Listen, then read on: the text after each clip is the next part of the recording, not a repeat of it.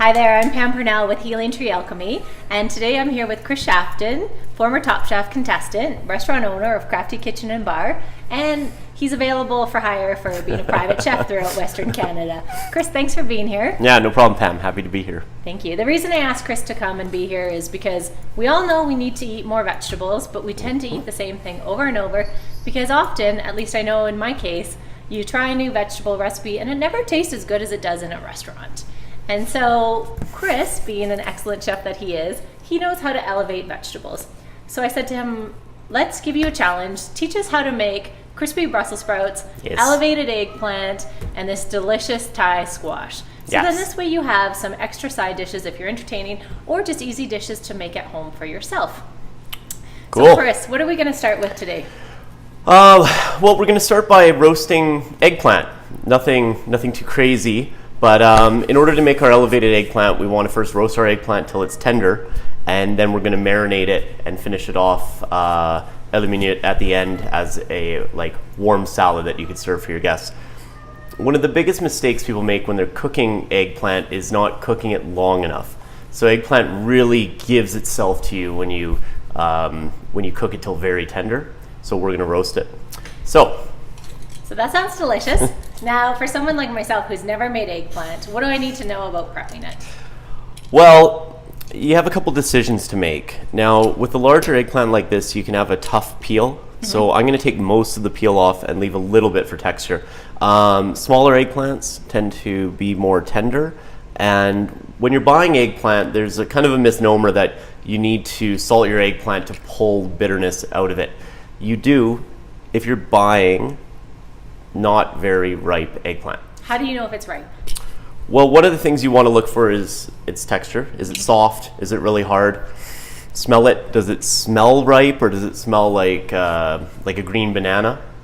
And then go to a producer. Like if we're in Calgary, which we are, we're buying our eggplants from a greenhouse that produces them locally, right. And there's a far better chance that I can have a conversation with the farmer who's growing an eggplant in a greenhouse about what stage that eggplant's at than if I just go to the grocery store and buy an eggplant off the shelf. Sure. But I mean, at the end of the day, either buy your eggplants a few days before you need them if they're not ripe, or go find the ripest eggplant. Yeah. Excellent. Long story short. Short story long. And so can I, if I want to eat the skin, can I? Yeah, you can do whatever you want. What does it taste like? It's a little bit chewy. It's a little bit chewy. So it will get tender. But for the larger eggplants like this, I'll take most of the peel off and just leave a little bit so I can have some texture. Mm-hmm. But on a smaller eggplant, the Japanese eggplants, I find them to be quite tender, and usually I'll just keep them whole. It actually tastes pretty delicious, very fresh. Yeah. I'm trying to think of which other vegetable it tastes like right now. I think it tastes like banana. Oh, yeah. Banana peels. Yeah. Like if you were to eat a green banana. What I can't say is I've eaten a green banana. I think it tasted better than that. Well, fair enough. Okay. So tips and tails. So top and bottom off the eggplant, most of the peel off. Should we put this in a big bowl? Yes, let's do that. Yes. Hold the bowl. Yes. Perfect. Chris, can you tell me the difference between, say, if I just went to Safeway and bought an eggplant versus a locally grown eggplant? Yeah, great question. So, the eggplants that we're cutting up, just for bulk, is a Mexican eggplant that's been shipped up here. And I have one, but I didn't have enough because there wasn't enough at the farmer's market, but I got one locally grown eggplant. And you can tell the size. So, a lot of times you'll see larger vegetables, and that's because they overwater them, and it actually dilutes the flavor. Who's they? Like conventional growers? What do you mean? Yeah, if you get a big tomato from California, you only have so much flavor in that tomato. Right. So if a farmer only has so much land, they might want the most weight they can get for a tomato versus a local purveyor who maybe is a little more committed to quality. Excellent. I never thought about that. So usually the bigger the vegetable, not all of them, but watery vegetables, it would mean that you might have less nutritional density, more water weight. But this one, by comparison and smell, smells better. A little less green. You can see the color's a little bit lighter. inside. And how are you gonna, what's the idea? Are you gonna slice these? Are you gonna cook them? Yeah, we're gonna do a large dice on them because by the time they're cooked, they're actually gonna shrink up a fair bit. So we want to start kind of bigger than the pieces we want in the dish.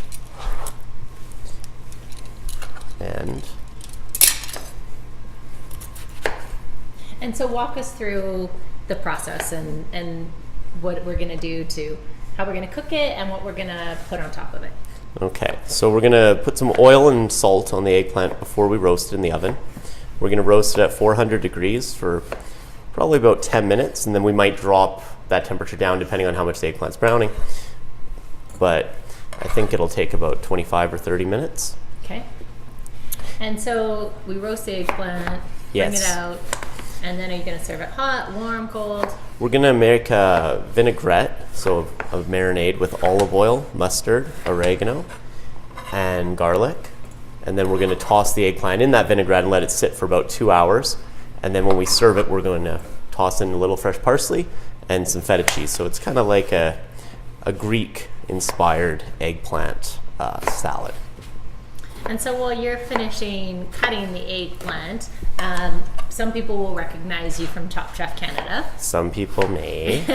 What season were you on? I was on season 3. And tell me about the experience of Top Chef when you were there. How intense was it? What was it like? Oh, it was challenging, and I mean, it's one of the defining elements of my culinary career and now my profession as a restaurateur. But at the time, as a young cook, I was very passionate and very excited and very, very challenged by the whole experience. And so what was the most stressful part of it? Most stressful part was getting very little sleep and being thrown into challenging... Sorry, I'm just getting this oil. Being thrown in challenging environments every day without knowing what you're going to be coming into in the morning. So. And what time would you guys start? They start filming 6 a.m. Oh wow. Oh yeah, it goes till like midnight. Oh, serious? Yeah, because they want you to be as challenged as possible. Because if everybody was just well rested and those damn producers. Yeah. So they want to see some strife and struggle, and they want it to be hard. Right. Because a real restaurant life, you don't get 10 hours of sleep every night. Right. When you're apprenticing, especially, and you're developing your skill set, you're working 12, 14, 16 hours a day. So they want to mimic the challenges of being a real chef in that kind of environment. Huh, interesting. Okay, so you put some oil on the eggplant. I'm gonna get a bigger bowl. Okay. You should always use a bowl bigger than you need. And now you need to put some salt. Okay. Let me grab the salt and pepper. Salt girl. Okay, just salt on these before the oven. And we got a fancy electric grinder here. We'll keep going. Yeah. So you need a fair amount of salt, more than I would have thought. Okay. I need salt. We can always season more later if we need to, but the salt now is going to actually go into the eggplant to give it depth versus when we season at the end, that's just seasoning the surface. So. Okay.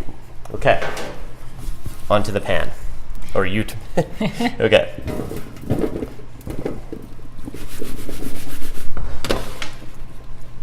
All right, now I'm going to go throw this in the oven.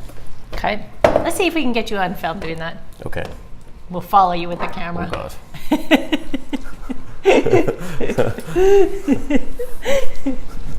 Are you with me? I'm with you. Really show the viewers exactly what we're doing. It's all happening here. We didn't just use skip the dishes and order roasted eggplant. Awesome. Okay, so the eggplant is roasting, and how long are we going to roast it for?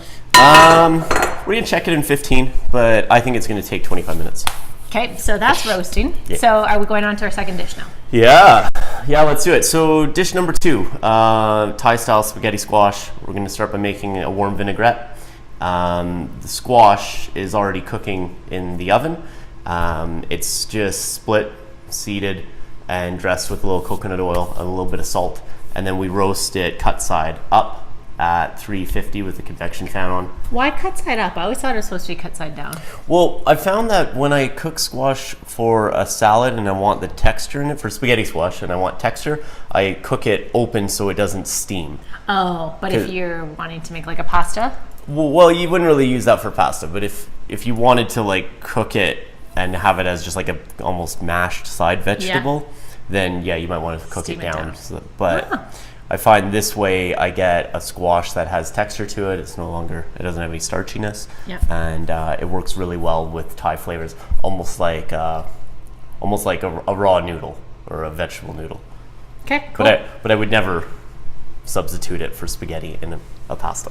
Well, I mean, for those of us trying to cut carbs, I tend to use spaghetti squash quite often. Ooh. And what I'll do is I'll cook it and then I'll just put my sauce on top of it, so I use it like it's a noodle.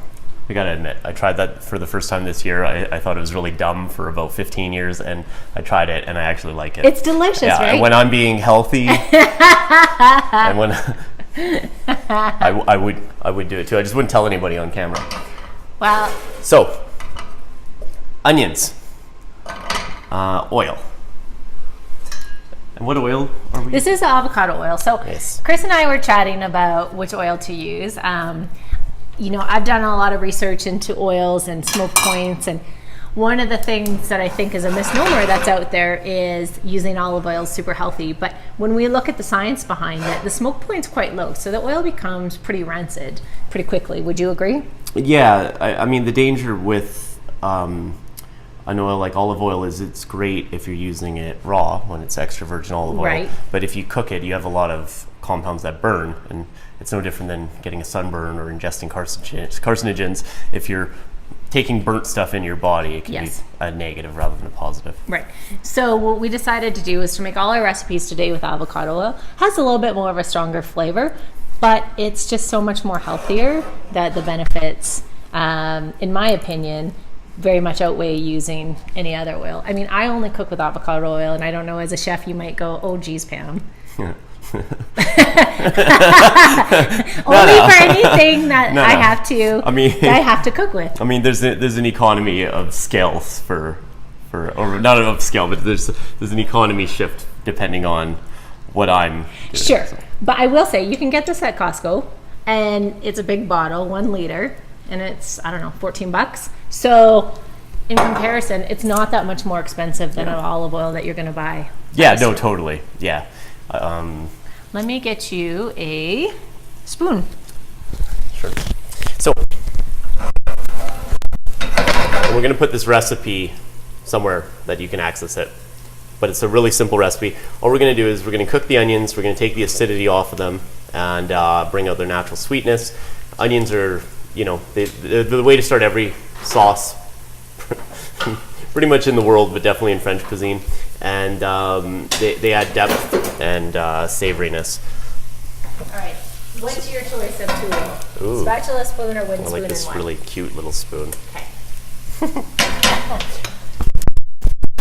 So what I'm going to do is I'm going to saute these onions just a little, and then we're going to let them cool, and then we're going to mix in the other ingredients.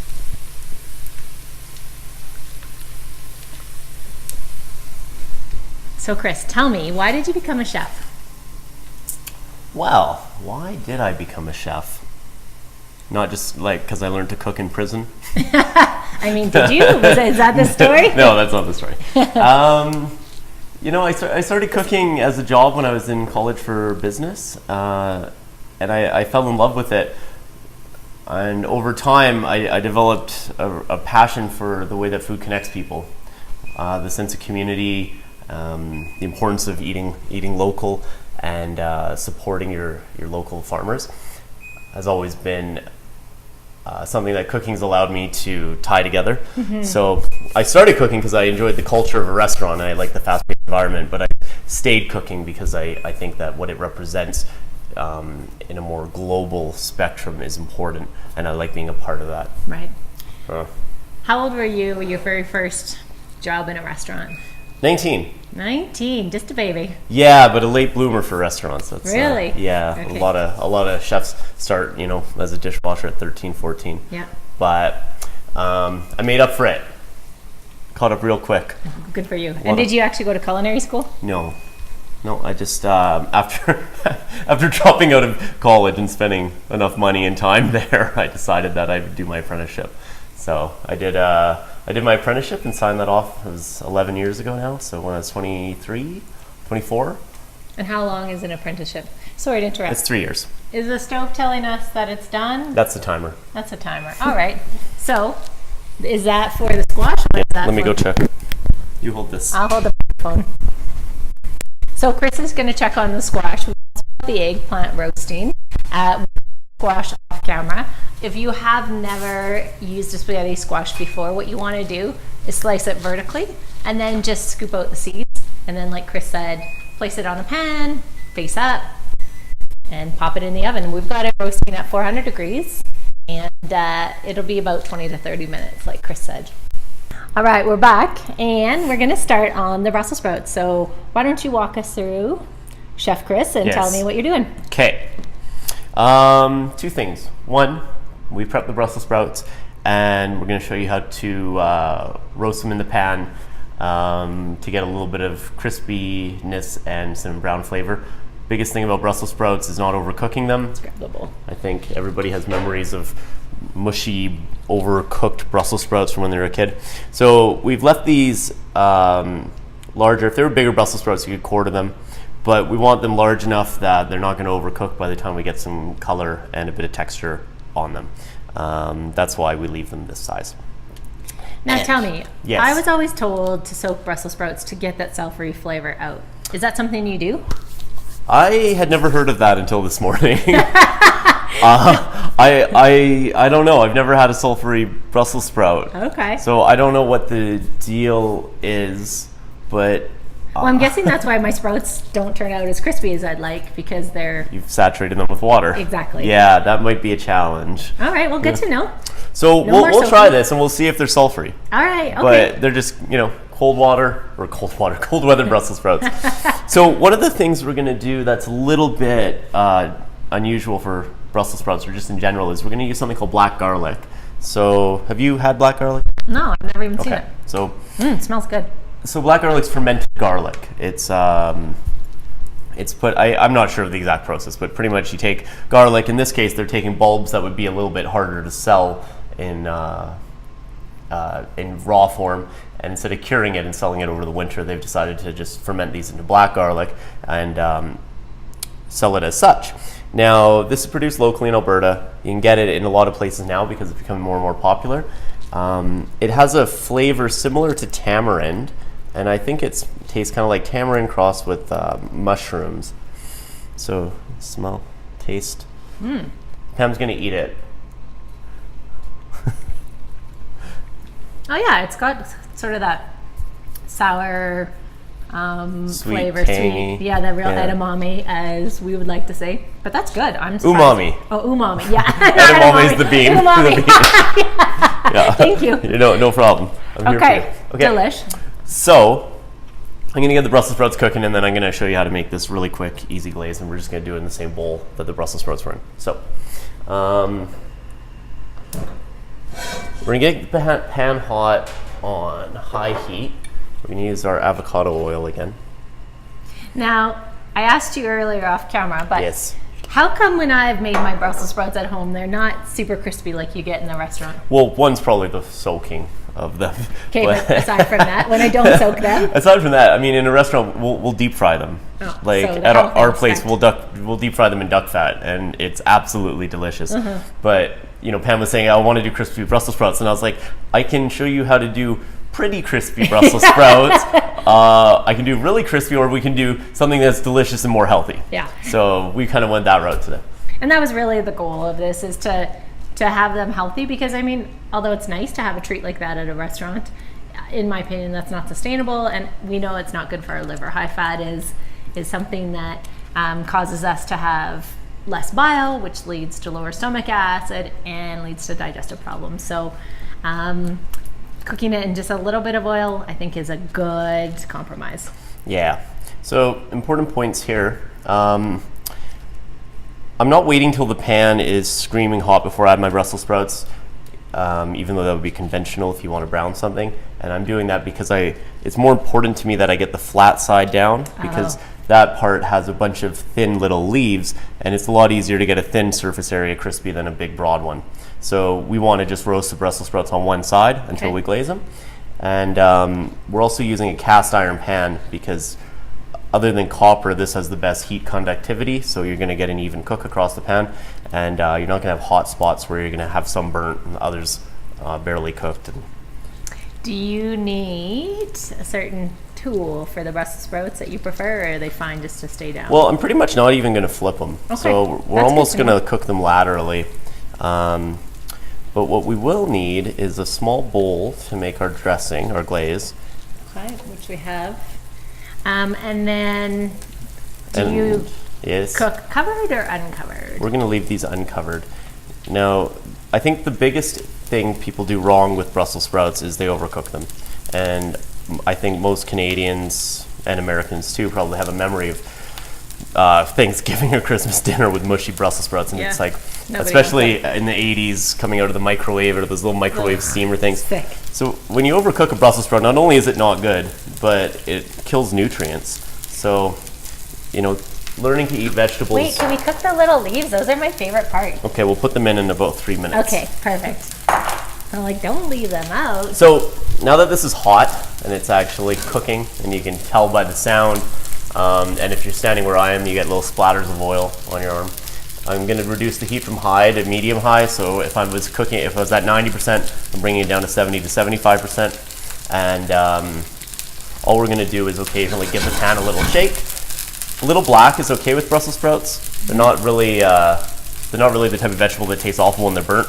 Like, I love charred Brussels sprouts, but my dad doesn't. So like, if I'm cooking Brussels sprouts for my parents, I'm looking for more of a golden brown than like a darker brown and black. So if you find me, I'll just take this out of this bowl.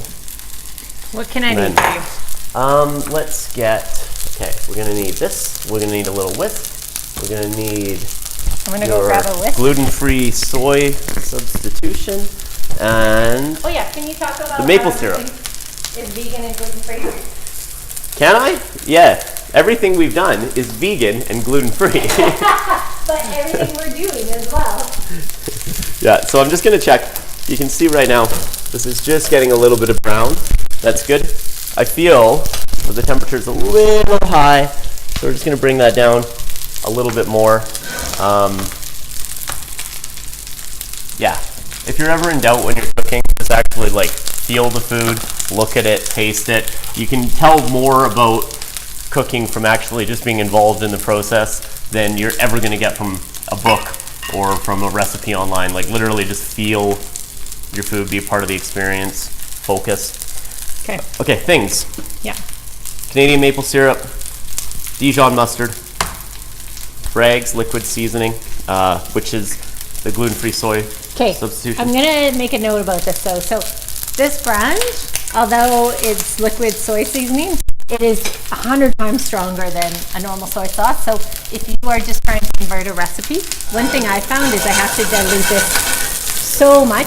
I was telling Chris I make Asian chicken a lot, and after buying this brand, I ruined probably it twice because I put the same amount of soy sauce in, but like it was inedible. So when I cook with this, I dilute it kind of 1 part Bragg soy sauce with 5 parts water, to be honest. We need to go back a step. I don't know why I told you there's Dijon in this. There's not. It's going in the eggplant.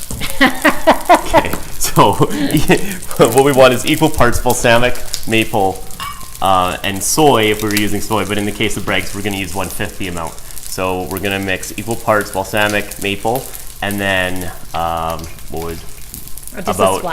a third part of the soy. Great. Got it. And then, hold on, let's move one step to the left. The black garlic. So really easy to work with black garlic. You could do this all in a blender beforehand too, but I'm just gonna, and then if you're ready, you can whisk this in pan. Okay.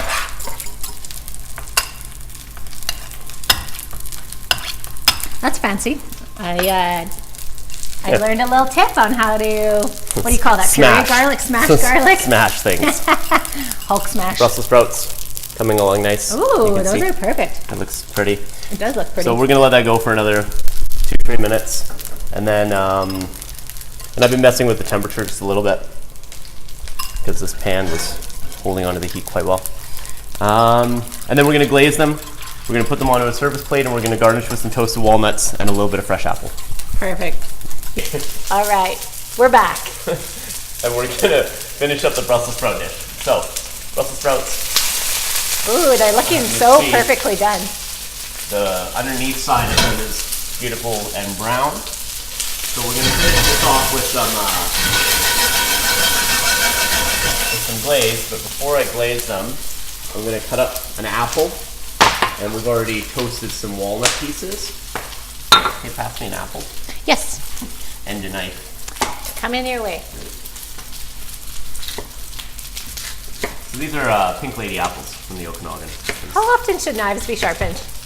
Are you saying that because my knife looks dull? No, because at home I never know how much to do it. Well, you should hone your knife every time you use it. So wherever with the steel. Right here. Oh gosh. Oh no, it's over here. What does that mean to hone your knife? You want my thingy on? Oh yeah, I got it. Okay. let's get a mic on you, chef, so everyone can hear you. Honing a knife. So all that does is takes the burr off the edge. As you use a knife, the tip gets banged down and it either goes to one side or another. Honing takes that off and makes it an edge again on a very, very small level. And then when you sharpen your knife, you're taking it from here back to here. But then the honing just keeps the blade so it's a level blade as it wears down. So you should hone it every time you use it. And then for the home cook, you probably like get your knife sharpened once every year, 2. Oh. Like if you're honing it, you don't need to sharpen it that often. That's the thing.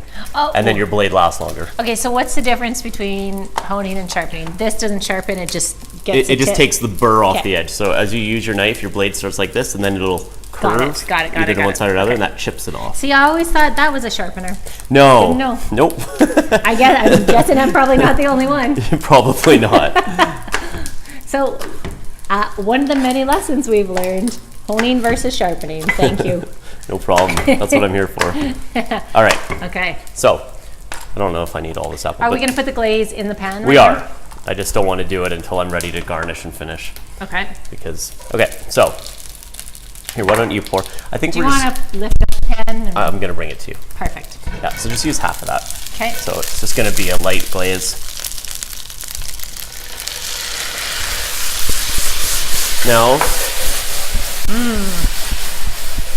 because of the residual heat in the pan, we're not gonna put it back on the heat, but you might need to, depending on what type of pan you have. It's looking delicious. Yes.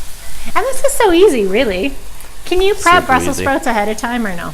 Like, could you pre-cook them? Yeah. Before a party? Yeah. You can half cook them. Get them in a pan so that all you have to do is flash it and glaze them, for Yeah. sure. Yeah, but you wouldn't want to like cook them and let them sit around. The color will get dull and the kind of lose their delicious brightness. I'm a big fan of doing everything possible ahead of time. So we're not going to get too crazy with the plating. Yum. Now, we didn't add any salt to this because of the liquid seasoning we used. But it still might need a little crack. We'll figure that out in a minute. Some walnuts. So this is a great warm fall salad.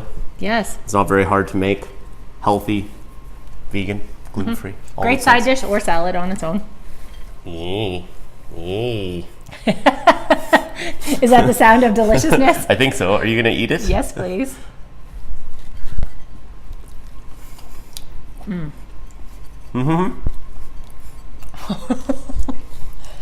Hot, Yeah, it's pretty hot. but tasty. It went really hot. But my favorite thing is just apples.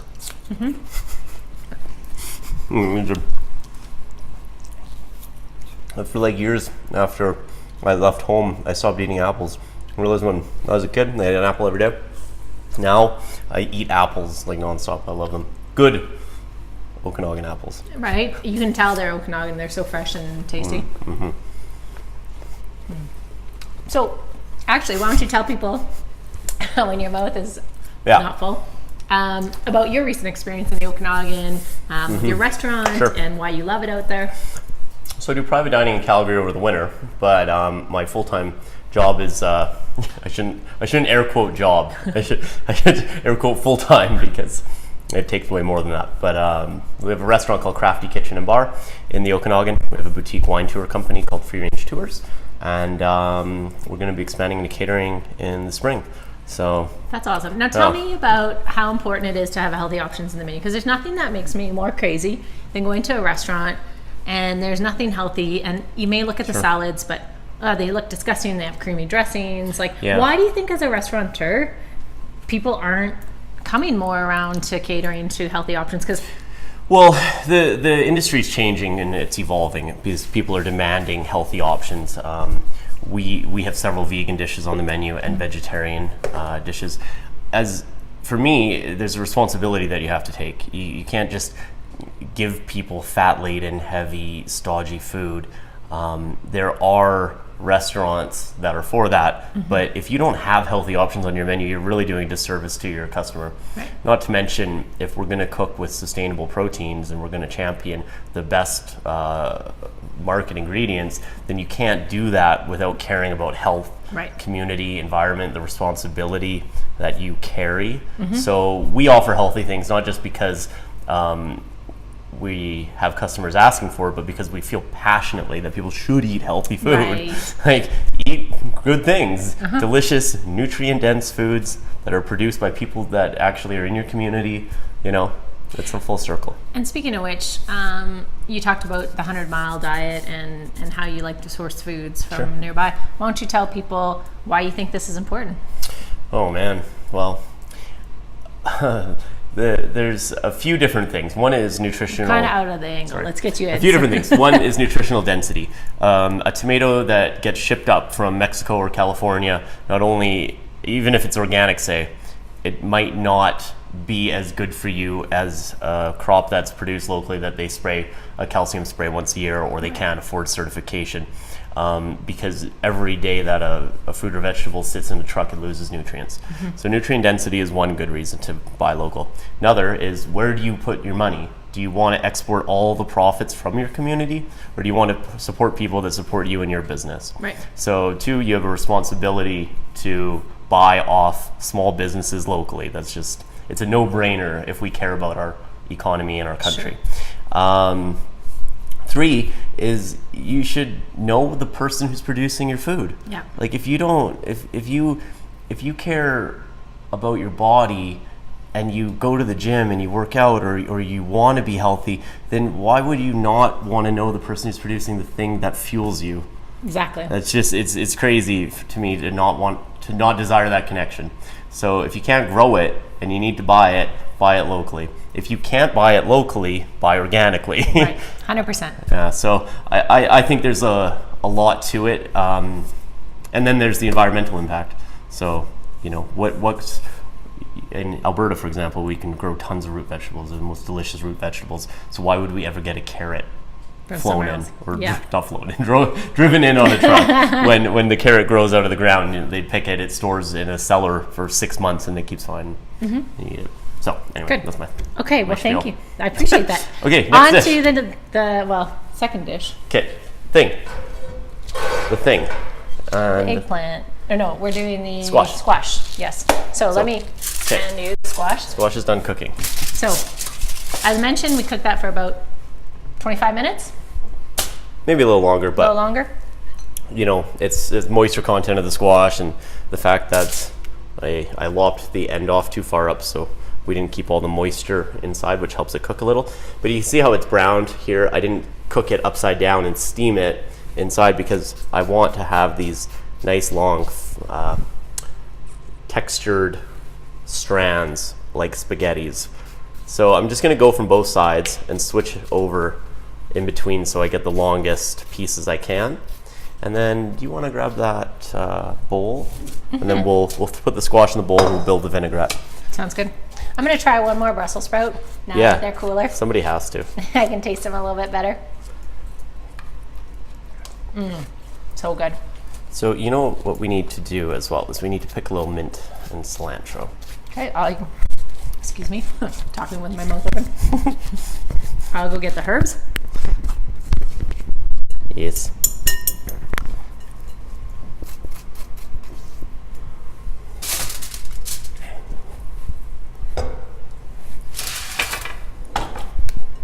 I think I might just... So we've got oregano. Nope, wrong ones. Oh.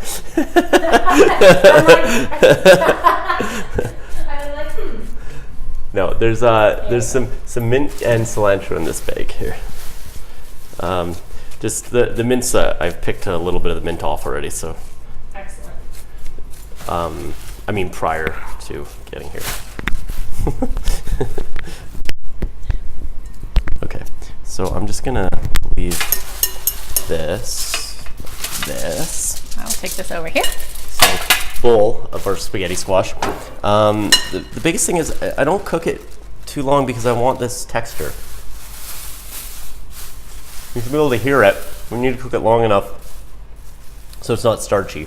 So I literally cook it just until I can fork it apart. These herbs smell amazing. Yes. Where are they from? Co-op. Well, good job, Co-op. I was not expecting that answer. No, I know, but that's the thing is you can actually get big bundles of herbs there for a quarter of the price of getting the little packs, and they're not wrapped in plastic, and they're produced locally, and they're delicious. So that's kind of cool. Okay, vinaigrette. So we've let our onions cool in the oil, and you want to hand me the other stuff? Not that one, that one. Toasted coconut? So this is toasted coconut and cashew that's been pounded up in a food processor a little bit. So that goes in. Chili flake. You could use whatever type of chili you like. If you know it's not Thai, but if you wanted to use Thai chili or sambal condiment or sriracha, you definitely could. Is that the right amount? Because I just poured some in. It is today. If it's not, we'll know. No, it's all good. And now the lime juice. Yes, right. I didn't. Juice the limes. Okay. Yeah. Thought we could do that. Sure. We can do it. You know how to use the juicer? I can juice it. Perfect. When we get 3 limes. That sounds great. Hey, you want to grab one more? Mm-hmm. Okay. And then, what's the last thing in this recipe? I think we should use a little bit of that Bragg's seasoning again. Okay. In place of fish sauce. Yes. So, one of our goals today was to make this gluten-free and vegan, just to really respect people's choices and allergies. And so, Chef Chris was saying that he sometimes will use fish sauce. In his restaurant, he wouldn't, because then he can allow vegans to have this as an option. So we're just gonna put a little dash of the soy sauce in. But if you're not vegan, the fish sauce makes it really, really delicious. But easy alternative is using soy sauce or liquid seasoning. Don't forget, like a fifth. Yes. I learned my lesson the hard way. I need spatula. There you go. Perfect. Okay. So, See if we can angle the camera a little bit more. yeah, so see, this looks like a pretty chunky vinaigrette, but that's because we want a lot of chunks in the final. Give it some texture. That's right, the texture.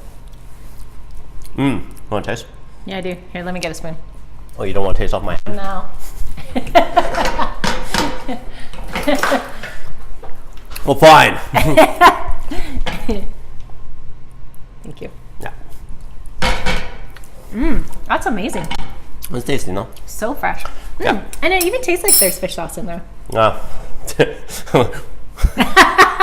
But no, I mean, but the there's soy not. sauce, you would never know that it's not fish sauce. Yeah, no, totally. It adds that savoriness that you're looking for. So, seasoning the salad. Now, because the squash is still warm, I'm not going to put it in a pan. If I was using squash that I cooked hours in advance, I would heat up some of the vinaigrette and the squash in a pan together, and I would just want it to be a little bit above blood temperature so that when I'm serving, I'm not serving cold. When you say blood temperature, maybe we should say like body temperature. Oh yeah, body temperature. Like not like warm blood. Yeah, a little bit above body temperature. There we go. Yes. Okay, so we have some mint. Give a little smack, releases the oils. Oh, interesting. And then you just Rip it up a little bit more. For the cilantro, we're gonna put a little on top, but I like just ripping it up. Cilantro is already pretty fragrant, and the flavor comes out pretty easily.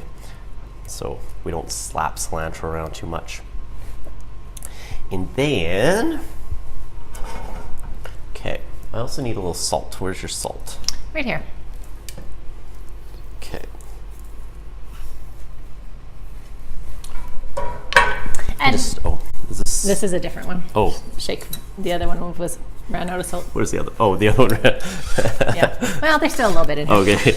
Yeah, we're still. Okay. Just give her. That's her. it. That's all we got. Oh man. But for How those do who I are open looking this for the thing? recipes, I'll have them on my website at There we go. healingtreealchemy.com. The salt's too big for the shaker.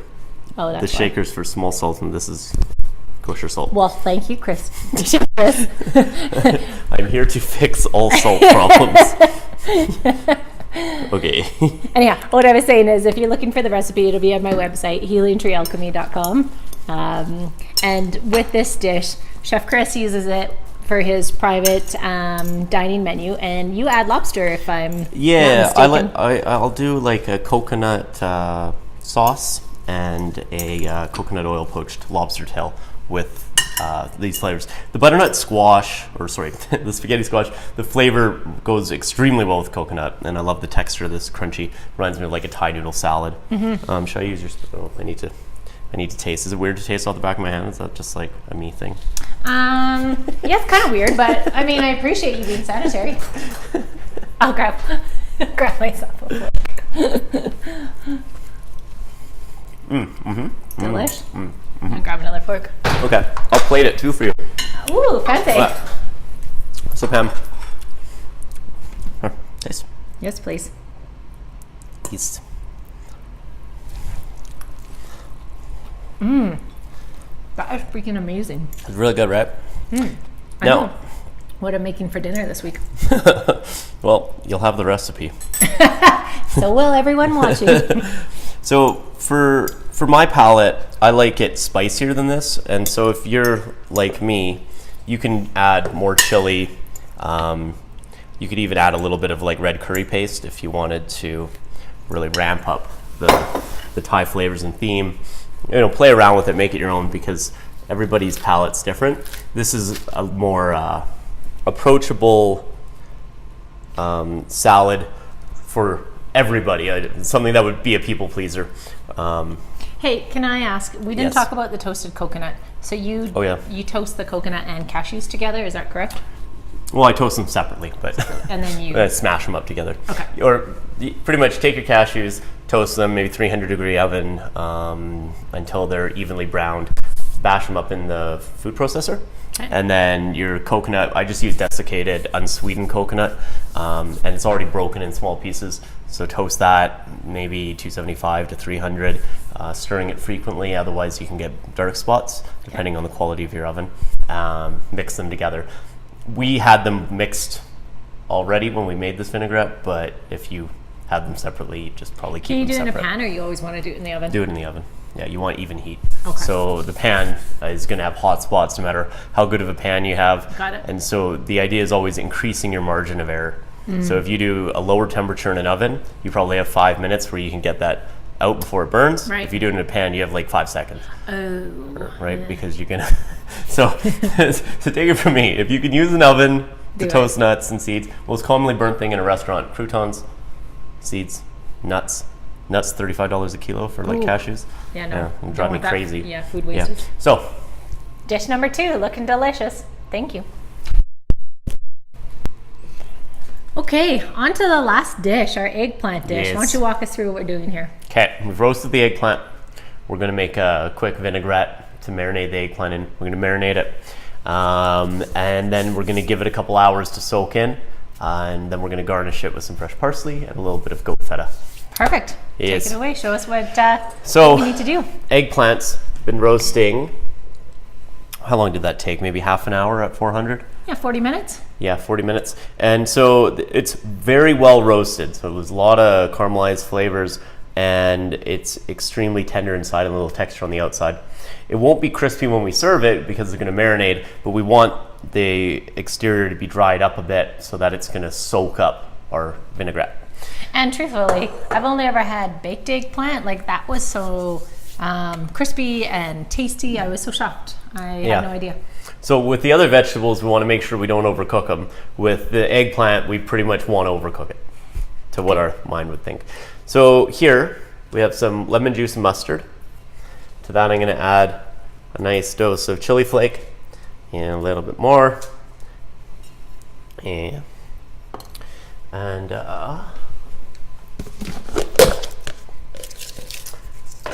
can you pass me?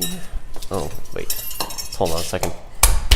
So when using raw garlic, and this is like a really nice, proper local garlic, we don't want to add too much. If you're gonna add a lot of garlic to something, or you want a lot of garlic, cook it, confit it, have some sort of preparation. Otherwise, it's just overpowering. What do you mean confit? Like cook down in oil till tender. Okay. So like you cook the whole bulb? You could cook the whole bulb, you could roast it, or you just cut your garlic up and saute it. Okay. It's just cooking garlic removes the harshness from it. But raw garlic has a fair bit of harsh pungency, you know, what you associate with garlic? Yeah, it's strong. So talk about sulfur compounds. I think that's a sulfur compound. It's actually killed with heat. Same with horseradish and mustard. By cooking it, you remove the harshness. Right. So I'm just putting in like that much. So, I mean, I don't know. Half a bulb, half a big bulb. I don't know how you'd measure that, but it's that much is gone. It would be an average size clove. Average size clove. Yeah. Great. Okay, you're gonna pour some oil in here while I whisk this. If we want it, you know, you could look at this as making an emulsified vinaigrette, but really, you can just go hard. Really, we just want to make sure that it distributes evenly so the eggplant all gets seasoned the same. And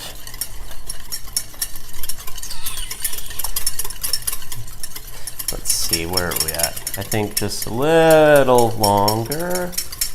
Okay, that'll be good.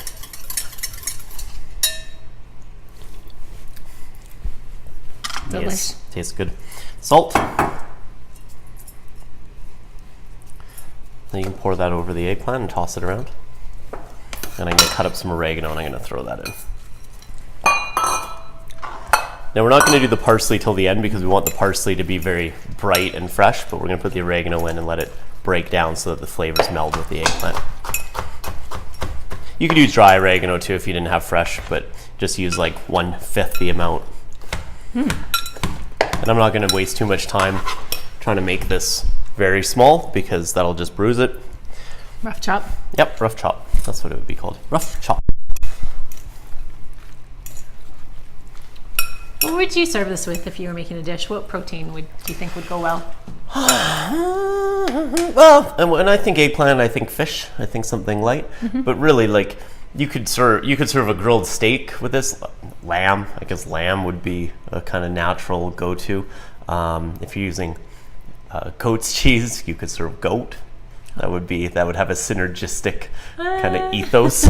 Yeah, fair enough. Probably not something I would do, but No, but I'd probably go with say lamb or fish with this preparation. But if I was doing fish, I wouldn't have the cheese. Okay. So, but this eggplant base could be used for a lot of stuff. Should we use that little bowl rather than this big platter? Whatever you want. So, smell? I already tasted one. It was delicious. Smells really good. So you can see how that dressing's nice and creamy rather than being oily and split. So we're going to let this sit for about 2 hours. Okay. Normally that's what we would do. We're just going to go ahead to plating here. And we're back. Where's our plate? Let's just use that little bowl. Sure.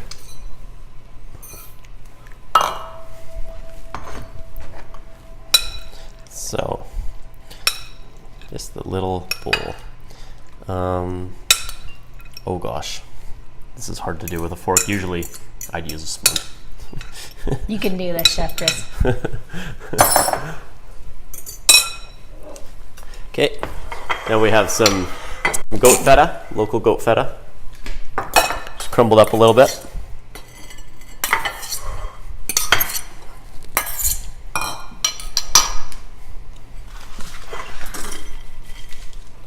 And then it's a really coarse chop on some parsley.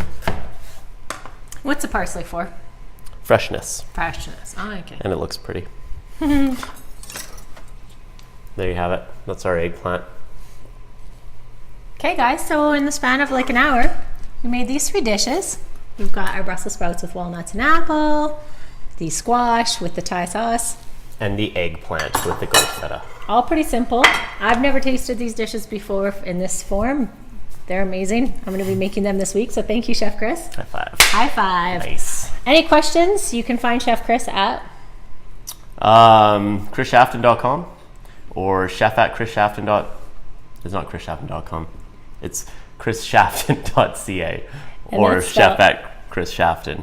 and his last name is spelled Shaften. Right. The recipes will be on my website, healingtreealchemy.com, where we talk all things health and wellness, healing the mind, body, and spirit. Thanks for watching.